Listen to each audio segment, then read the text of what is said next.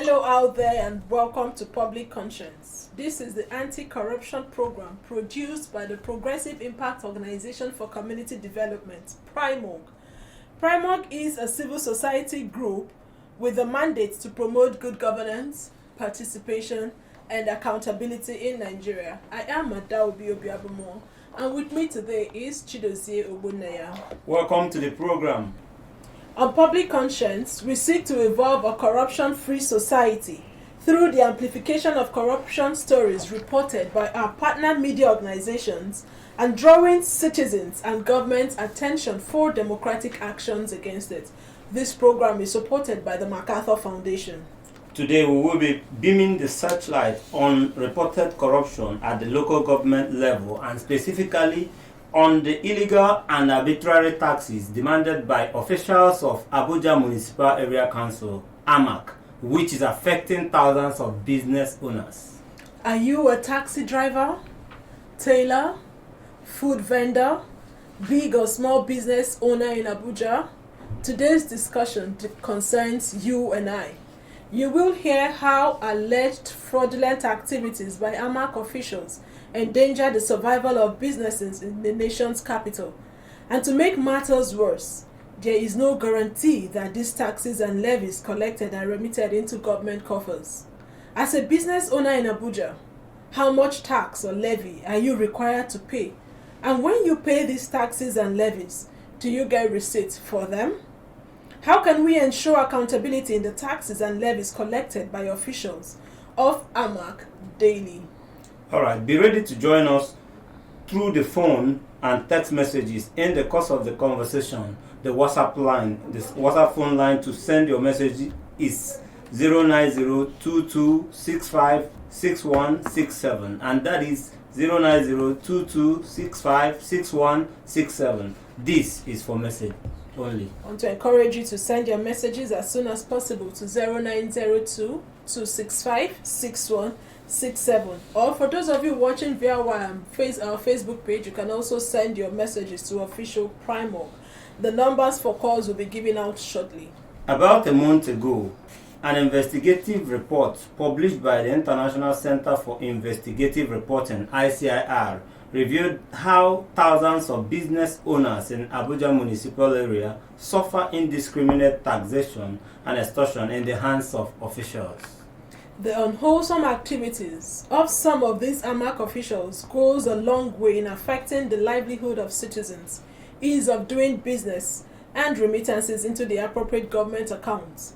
According to ICIR, business owners within Abuja Municipal Council are expected to pay 15 different taxes and levies, and these taxes and levies include inspection/certification fees, land use charge, mobile adverts, signage fees, tenement rates, vehicle documentation operational remit, sanitization levy, fumigation levy, fire service, parking lot, online registration, amongst others. Adobe, that's quite a lot. But ICIR revealed that last year, AMAC charged small companies 50,000 naira, charged medium companies 100,000 naira, and big companies 200,000 naira for owning radio or television, which is backed by the 1999 Constitution. And in some other cases, business owners were charged 500,000 naira to 250,000 naira for certificate of fitness.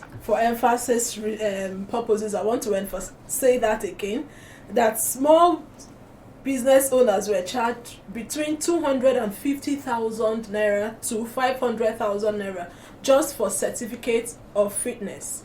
However, lack of official rates fixed on taxes and levies charged on businesses by AMAC enables illegal tax negotiation racket for revenue officials to exploit.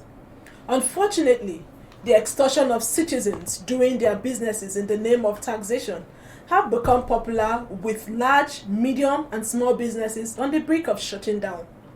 The heat is also felt by taxi drivers, tailors, food vendors, amongst others, are also not left out in Abuja and other cities of the nation. Unfortunately, Nigeria is said to be losing about 100 billion naira yearly on tax-related fraud. But for better understanding of this investigation, we have in the studio the correspondent who did this report, Amos Abba of ICIR. Amos Abba, you're welcome. Thank you for having me.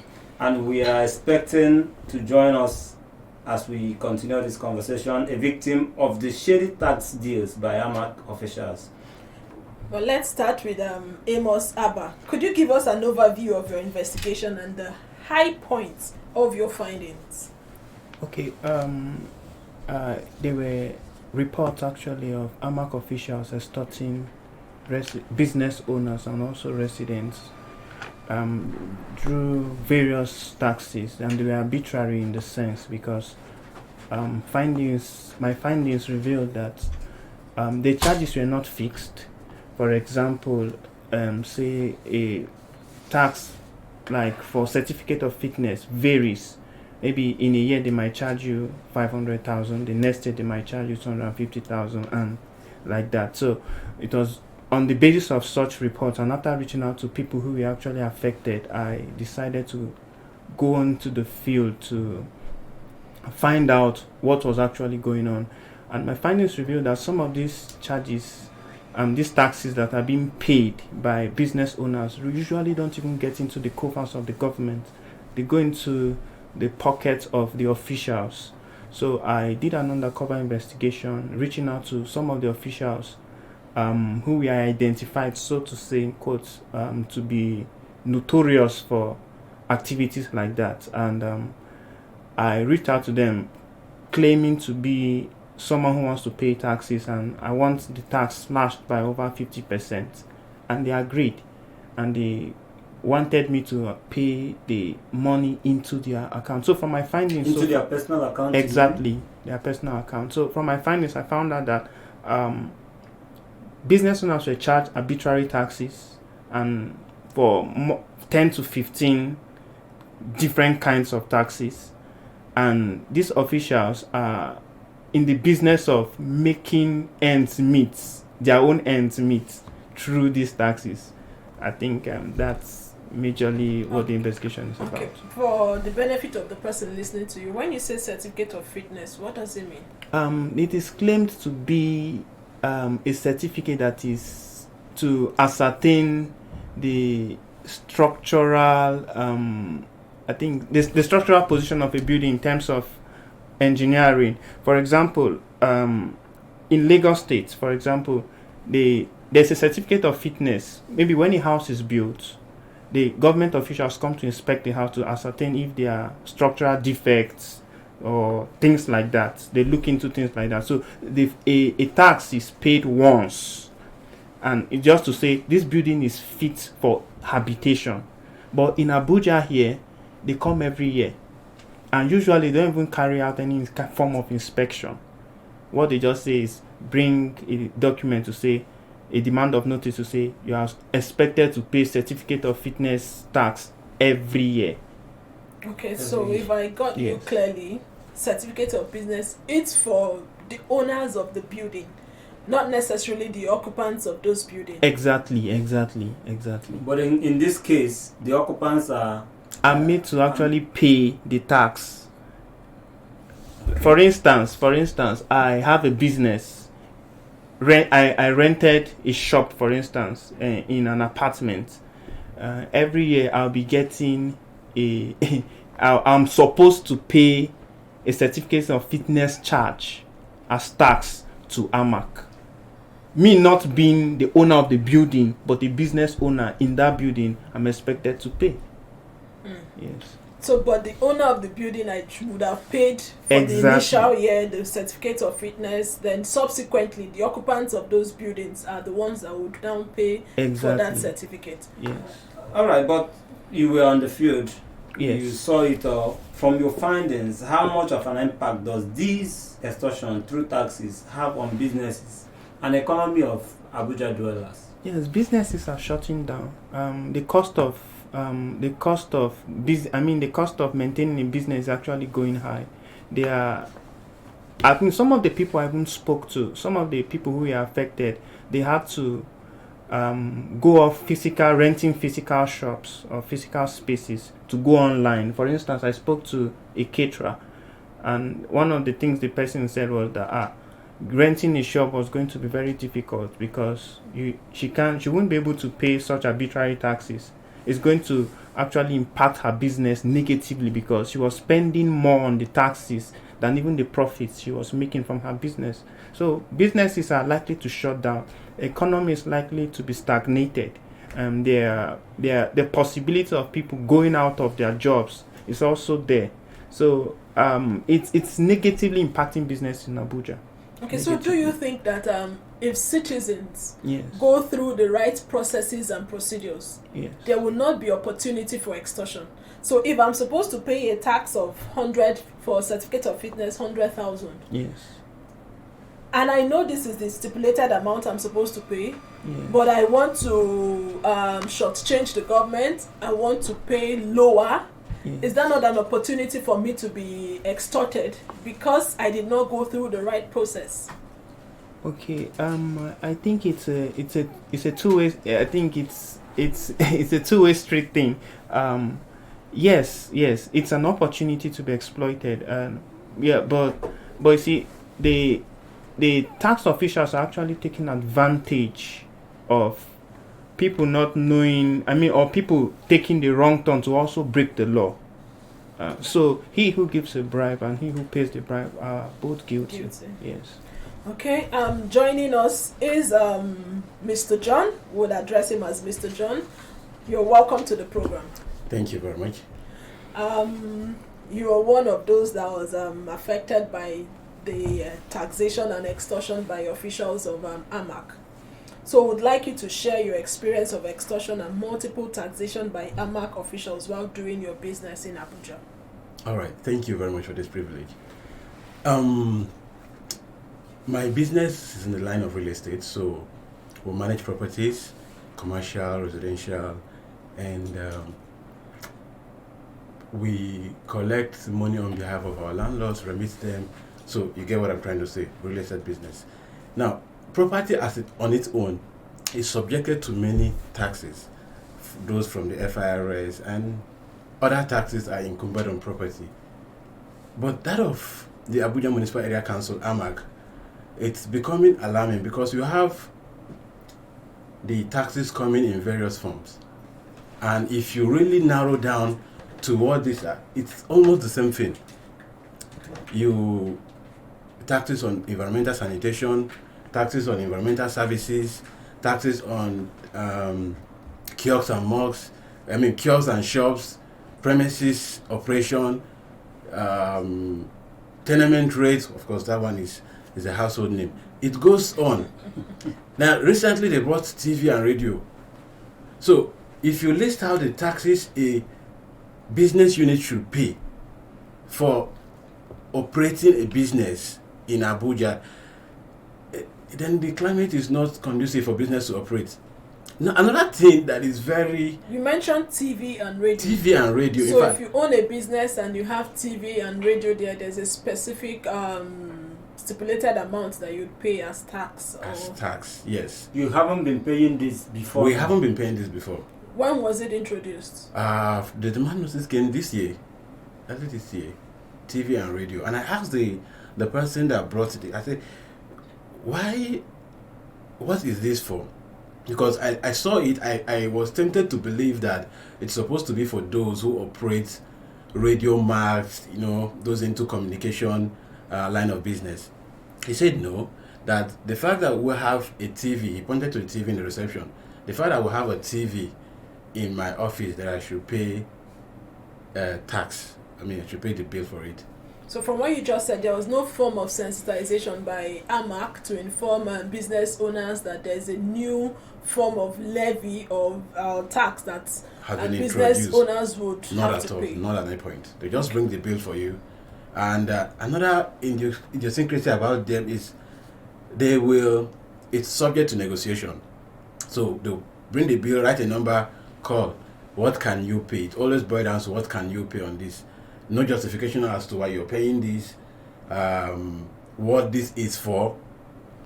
Just go about that. Then another thing I would like to point out, which I have challenged, in fact I've written to, that was 2017 or so, or 16 for tenement rate. the assessment method, because you can't just see a property and you look at the property, oh, this property is fine, it's big, they will write down 500,000.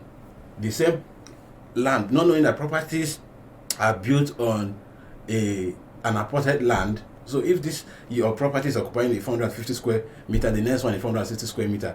Now, what I'm able to build and what you're able to build, you have the same land. It's just whatever. And if it's occupied by one tenant and if it's occupied by multiple tenants, it's occupying one area. You get. So looking at this and say, because you have 3 persons that have subdivided this place to manage, to do business, they will pay more. This one is 1 person. So just looking at the properties, in fact, I've seen some that will come inside the premises. That's when they will write the amount you have to pay. And I'll ask, how did you arrive at this? At least one canon of taxation is that it should be equitable, it should be fair. There are other ones. How did you just come and look at my property and see the location and just tell me what to pay as tax? I mean, it's not fair. It doesn't help businesses. But John, who do you pay to? Well, on the demand notice, there is there's always an account number or something to pay. There's one that had bridge numeric. Some will tell you pay via remitter, and the remitter platform will not work. They are just, but at long run, they'll give you a number to call. If you call the number, then you can negotiate, because they know that nobody will want to pay the exact amount they put on that demand notice, because it's outrageous. So now when you negotiate, do you pay into a personal account or AMAC account? Okay, AMAC, I don't think they really have an account like dedicated to AMAC, but because these are services, they've either contracted to some subcontractors to help collect this revenue. So these persons, because one of the accounts I remember I've paid in the past, bridge numeric, it's not AMAC, but I land a work for AMAC, they're like a subcontractor under AMAC. So AMAC contract collection of these levies to different contractors to collect revenue.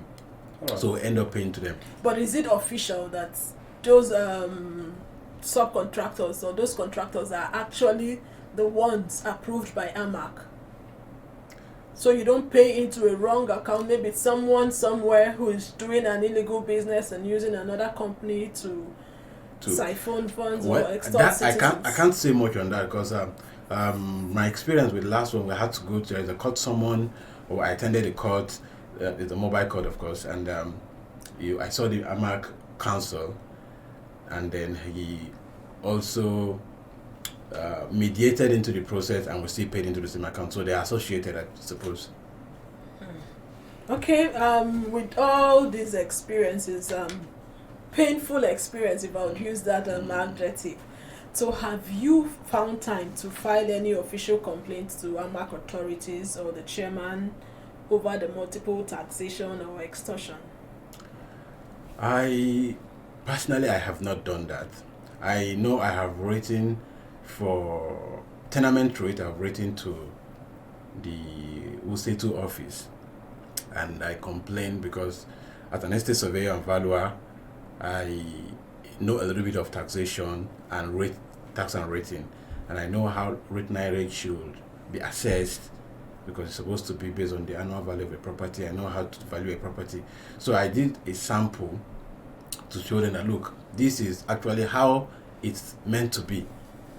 And if you follow this guideline of valuation and rate rate, you should arrive at so figure. So compare, and the response I got there is that, okay, your complaint is noted, that they will revert with the valuation office of their department, and then they will send a team to come and reassess my property. Now that was 2016, 2017. I'm still waiting for that team to come. And bill has still been coming.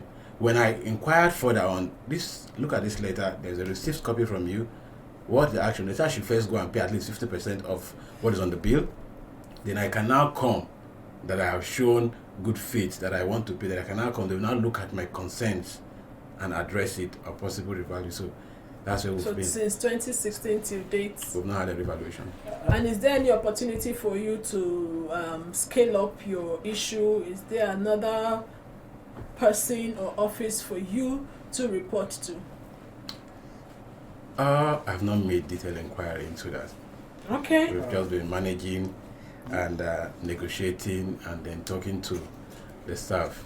Adobe, the fact that the amount to be paid is not static, it's not stable, it's negotiable, it doesn't guarantee us or the general public knowing how much AMAC will collect from taxes. So it's a little bit here and there. But let's get to Amos and find out what he also got. But before we get to Amos, I think we should open our phone lines because the phone lines are really buzzing. So okay, it's a good time for you to join us. But before that, remember to follow us on our social media platforms at Official Primorg. Primorg is spelled Primorg.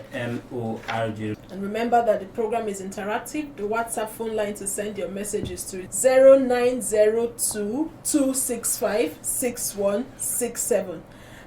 What is your experience with AMAC officials who collect taxes in Abuja? Have you experienced one? We want you to share your experience. Were you able to escalate your issue? Was it responded to? Did you get justice? How can we ensure accountability in the taxes and levies collected by AMAC officials? Hello, could you turn down the volume on your radio set? Okay, go ahead. Let's hear you. Yeah, so I followed the conversation in the studio. And I think that it's important. I don't know how your radio station can meet all of this. But it is important for AMAC, a particular Abuja Media Council, to know that citizens are actually struggling to set up businesses. Citizens are actually struggling to become employers of labor. And then the subset of increasing their taxes come. They are becoming too numerous. It is great that the state schedule of the 1999 considered amended, provides for certain areas where local governments can actually collect tax. It is so over the years there has been some sort of liaison between AMAC and the other area councils, and then the FCT, which of course they also have an agency that manages the federal capital city. But this they are subject on taxes. What I want to say is that, there are some taxes that are basically supposed to be paid. Particularly KML rate, it's not about information. But the rate that when they give, persons to pay for business, even for people who are making apartments and all that, the rates are just too high. Okay. Thank you so much for your contribution. We want to give others opportunity to call in. Your name and where you're calling from? I'm calling you from Abuja. My name is Shaibu. Shaibu, let's hear you. Yes, please, there is this experience I want to share. I want to AMAC staff. Okay, you have 1 minute to do that. Ma'am? You have 1 minute. Go ahead. Okay. There's this the way around people on the express that one cannot even park and receive a call on the expressway along the expressway down to how do I call it, Aladima roundabout. And the driver, you cannot just stop 1 minute and receive a call. Quick, they'll just come and start harassing you under arrest and all of that. The last time I stopped and bought a newspaper along this close to Jadi Lake Mall. I was even entering into my vehicle and they just dropped me that my one leg is on the road. I bought a newspaper and they collected 3,000 naira from me. Did you pay into a dedicated account or you paid cash?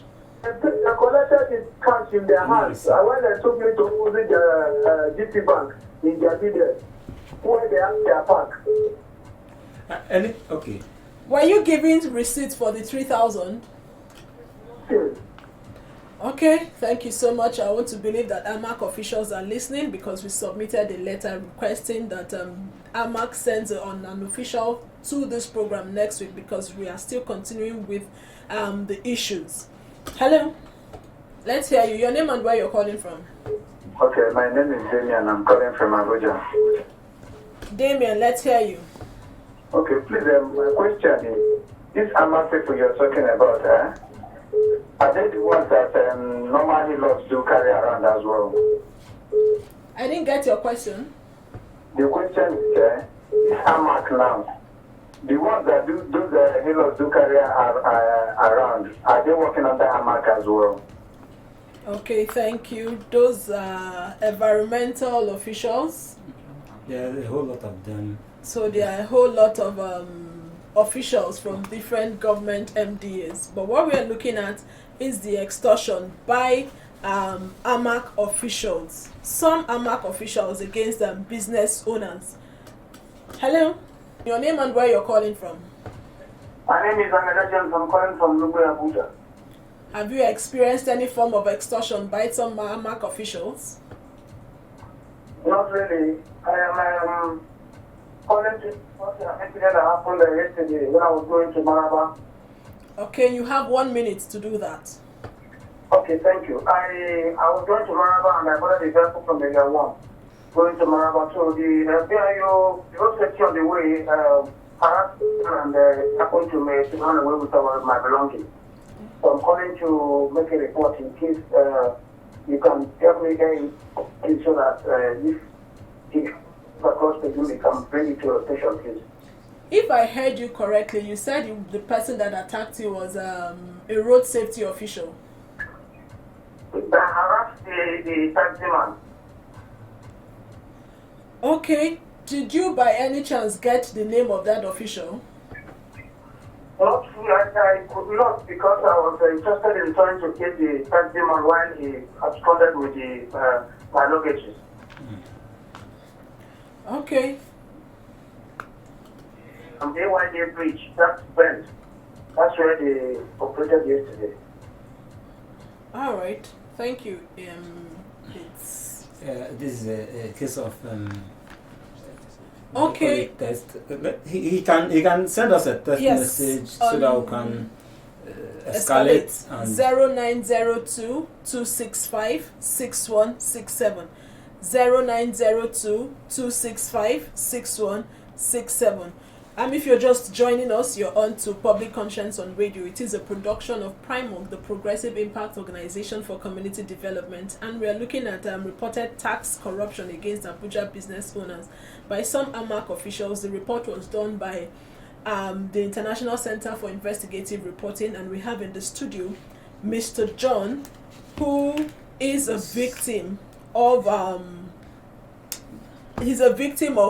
the extortion by AMAC officials. He prefers to be anonymous, and we are keeping his identity. We want to also thank you again for agreeing to come on the program, because when people experience some sort of extortion or corruption, nobody wants to speak up. And if you don't speak up, it will be difficult for the issues to be addressed. I want to sincerely appreciate you. You wanted to talk to not forgetting that Amos. we have Amos from ICIR. And Amos, I was going to ask, following the investigation you did, did you hear from AMAC chairman or any representative of any sort? And what was his response? And what are you planning to do going forward? I reached out to AMAC. I was able to get. Okay, I spoke to Dayo Lawal. He's the public relations officer of AMAC, and we had a conversation. I was in his office to talk about it. So when I brought it to his notice, he denied not getting to know that some staff of AMAC were actually involved in extortion, so to speak. And from the conversation we had, it didn't end well, because he was also insisting that the evidence I have must be brought to him, and I was like, I'm just a reporter. I'm just bringing it to your notice that such and such is going on under your watch. Are you aware or not? And amongst other questions, actually. But he was really adamant, and he wasn't willing to really talk about his officials getting involved. He was just saying he wants to see the evidence I have against the officials. So far, when the report was actually published, and I think I identified some of the officials involved, I'm still yet to get any information from him yet. But did you follow up on any actions taken against these officials that I saw the pictures on the story? Yes. My ears have been on ground, but so far I haven't heard anything yet. Yes, with regards to if there were punitive measures taken against the officials. I'm sure you're not going to let this lie low. And what are your next steps? Yes, I have in mind to actually, I'm still working on it. There's going to be a series of stories with regards to this scheme, this extortion scheme going on. And in the coming days, there will be other publications too with regards to it. Okay, thank you so much. We have a message from Taiwo, and he says, when are you going to expose the land grabbers and racketeers in Peggy community, not forgetting the complicity of some FCT and FCDA officials? We'll keep that in mind, Mr. Taiwo. Okay, back to Mr. John. Okay, you had said that you didn't file any complaint to AMAC authorities. And did you take any action, or as a group? As a group, professional bodies which I belong to has at one time discussed the issue of AMAC, because at a point, we estate surveyors and valuers, we market properties by putting our banner on it, and they came up at the point, started removing the banners from the property that we're supposed to pay for advert and stuff. So the professional body had that. Now, you will understand that things like this, because you're not the only one affected, one voice, as individual voice, could make either little or no impact, except collectively, as a body go to attack it through. I'm sure there are a lot of businesses individually crying for this, but until maybe collectively as a body, or the body umbrella of these businesses come together to address this, I think it will still be there. Okay, so want to encourage you as a body, like you said, an individual would not make much of an impact, but if you go as a group, you would definitely get some sort of justice or impact. So how are businesses in Abuja faring in the midst of multiple taxation and extortion? That should be very clear. In the midst of multiple taxation, picture it, we're still in the pandemic. Businesses are still trying to resurface, some are merely trying to survive. I can count many sister companies and other small businesses that are inhabiting my complex that are struggling to pay their rent.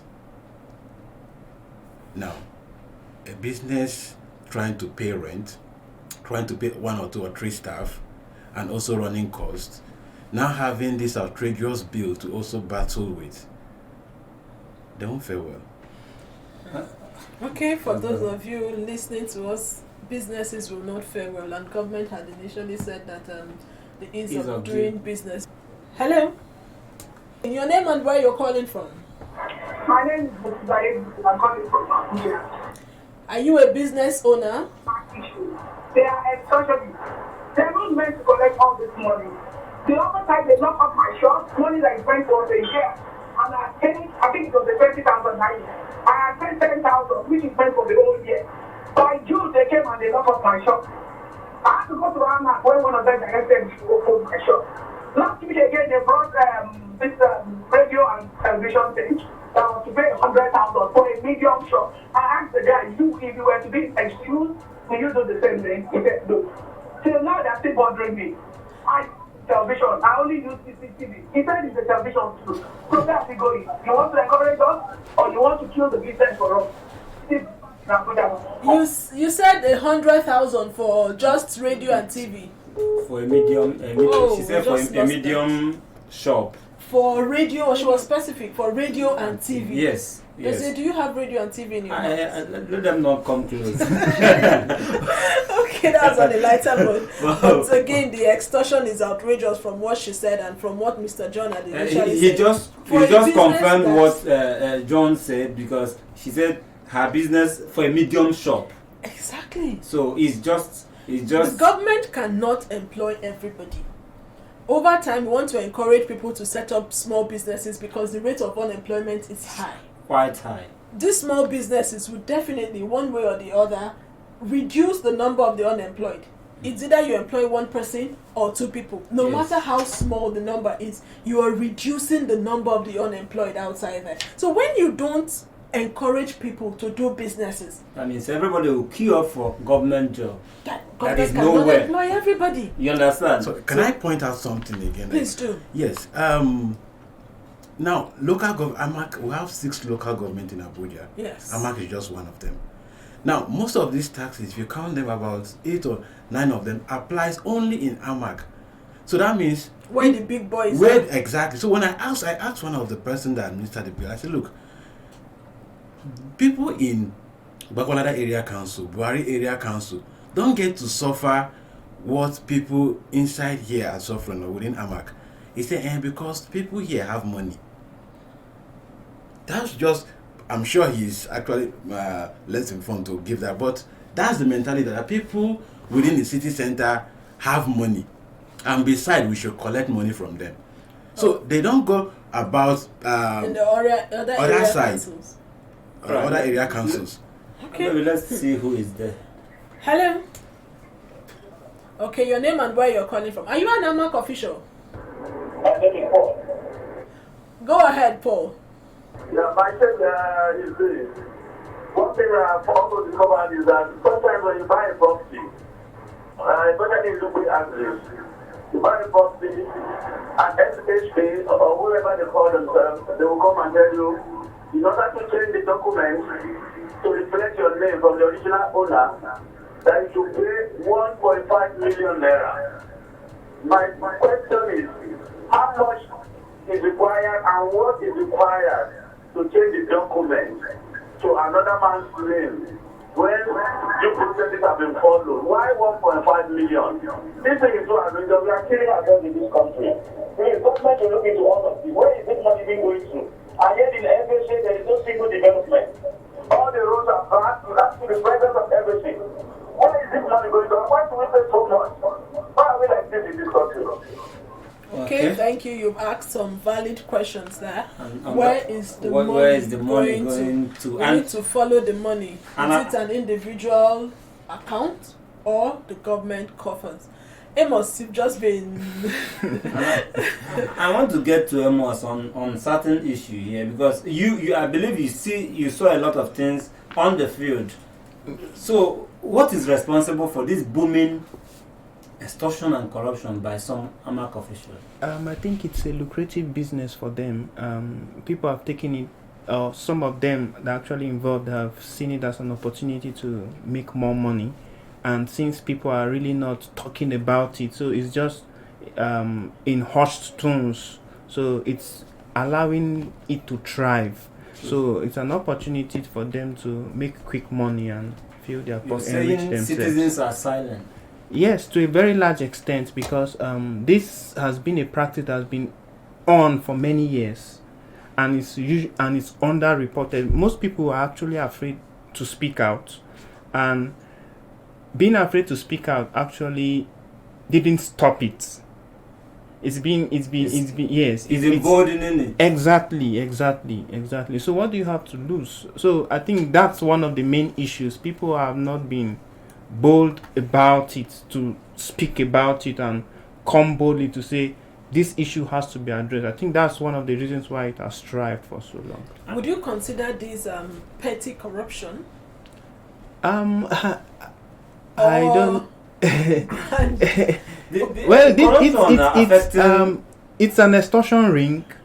Yes, because people are. I mean, how will you come to say, I'm charging you 500? You on the demand notice that you serve to a company, you say I'm charging you 500,000, and when you negotiate with the person, he says, okay, you can pay 50% of the money, and he gives you his personal account to send the money into his own account. So how do you justify that? I think that it's a corruption ring. It's more on a large scale in AMAC. Yes. Okay, I'm going to ask this question, and I want you and Mr. John to answer. So, do you think top government officials in the office are part of these rackets? You send boys to the field, get this money, because from what you said, the PRO claimed that he's not aware of the extortion. And ordinarily, for you to have gone to meet him, Yes. an action would have been taken. So do you think some top government officials are involved in this racketeering? I don't have proof yet, but I cannot absorb them. Yes. Okay, Mr. John. Yes, I agree with Mr. Amos. Still from personal experience, even though there's no proof that I discussed with the liaison person, the person that only come to the office, ask for the bill. That's how we've been managing ourselves. He said something to me confident that, "Okay, see, this money you're going to pay, it's not just for me.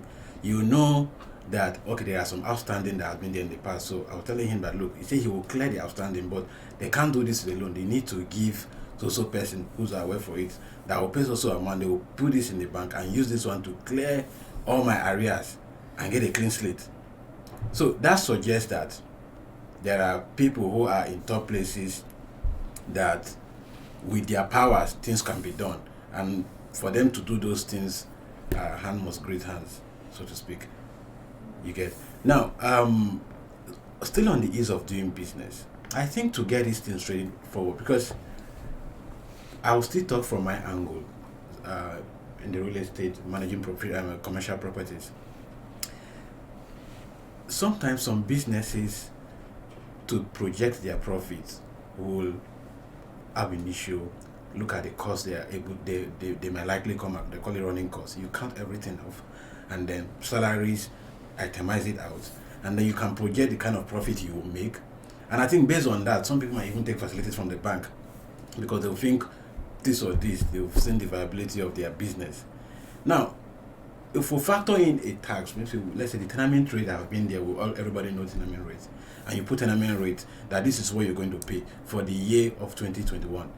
But at the end of the day, you see not just tenement rates, TV rates, kiosk and shop, operational permits, environmental sanitation. At the end of the day, you are having like 2 million, 3 million to pay. It will definitely affect the business. So what I'm saying the government should do, or those in AMAC that don't know that this is happening, they should sensitize the public and tell us what you are expected to pay as a business owner, what you are expected to pay owning or managing a commercial complex, so that me will be informed that, okay, this is things to be paid and this is how it is. If there are changes, you make it known, not just to bring a bill, and because it's carrying Abuja Municipal Area Council, we should assume it's backed by government and everybody know about it, and we'll start running up and down trying to see how we negotiate with people and how to pay, because you'll be threatened that they will lock up. Yes, and they actually do. They will lock up the place sometimes with padlock, and they carry some tout around. So if you want to save yourself the embarrassment or stuff, you will comply.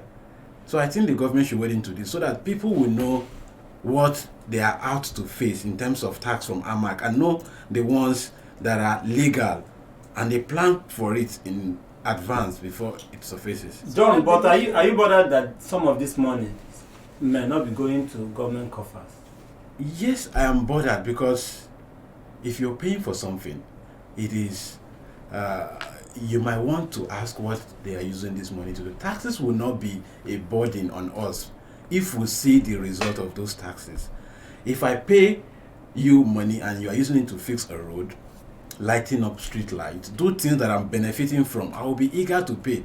But when you coerce me to pay you money that I know you are not using it to do anything, and it keeps coming year in, year out, you can't account. I will feel somebody just there largesting with my money. And indeed, somebody is just there largesting with your money, because from what you have said, sometimes you have to pay into the individual account. So Amos, yes, your last take before we round up, because our time is almost up. All right. I think we should be, or AMAC rather, should be severe in taking punitive measures to clamp down on officials who are found to be corrupt. If you have been found to be corrupt with regards to government money, which is the people's money actually, I think they should clamp down on those officials. And that's my take. AMAC should And clamp down Adobe, on we need to officials. understand citizens should also get involved and then and be interested in what goes on. Like in 2020, AMAC budgeted 8 billion naira. In 2021, AMAC budgeted 10.1 billion naira. And we don't know how these monies are spent. 56% of it was meant to go into capital project. Do you see it around you? As a citizen, are you bothered? Do you look into this and, probe, ask questions so that the people at the helm of affairs will know that we are watching and do the needful? Yes, Nigerians are watching. They should keep asking the right questions because these monies are your money. You're part of Nigeria. So for you to pay taxes, you should also be interested in what the government does for that. But before we go, Amos, John, one last question. Okay. Did you get receipts for the monies paid? We get certificates. For example, that of they call it inspection and certification, which I was meant to understand that if you pay, they will come and look at your place and give you a certificate of fitness. So I've been issued like 2 certificates of fitness. Okay, Yeah. you have been issued 2 certificates of fitness. Did you also pay for radio and TV? I've not paid that. Like I told you, started this year, we are still contesting it. And I told you that we are not paying this. Amos, you're We are not paying smiling. this. What if you are giving certificates for... We'll go to court. That's just an enlightenment, but we must go. Thank you so much for joining us on today's episode of the program. It's been a robust discussion. It concerns you and I. But please visit the news page of our website, primognews.org, for all the details of our reports and interview. Visit our website, primog.org, to get all the information about Primog. And I must also say that we wrote to the chairman of AMAC. Hopefully, next week we are looking forward to having a representative from AMAC join us because we really need to expand this discussion. We need to continue. We need to keep engaging. We will not relent. And you can watch our videos on Primog TV, that is our YouTube channel. We want to encourage you to please subscribe to get reminders when we have a new post. We sincerely appreciate our guest today, a reporter with the International Center for Investigative Reporting, Amos Abba, and an Abuja-based business owner, Mr. John. Public Conscience is supported by the John D. and Catherine T. MacArthur Foundation, committed to building a more just, verdant, and peaceful world. Get more information about the foundation on its website, macfound.org. And to all of you who called in, those that sent text messages, and those watching via Facebook, we sincerely appreciate each and every one of you. Keep a date with us next week for another episode of Public Conscience. And remember to follow us on our Facebook and Instagram at Official Primog. I am Chidozie Ogbonnaya. And remember that you can give us information or hint about corrupt acts through our phone 0902 265 6167 or info@primog.org. I am Adaobi Obiabomo. Stay safe.